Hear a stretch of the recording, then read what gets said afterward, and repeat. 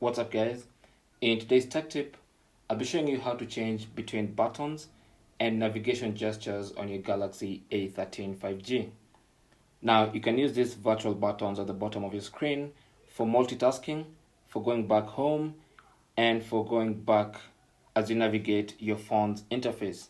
Now if you don't like the buttons and you prefer gestures, then here's how to switch to gestures. Go to Settings.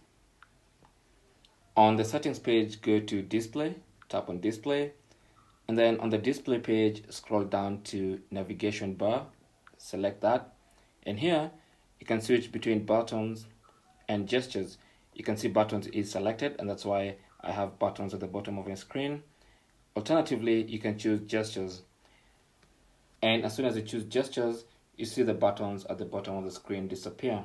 So from now on, you'll be using gestures to go home, to activate multitasking, and if you're in an app, you can go back home by sliding from the right or from the left of your screen.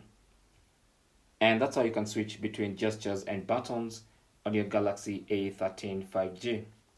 Thanks for watching. Leave your comments and questions down below, and good luck.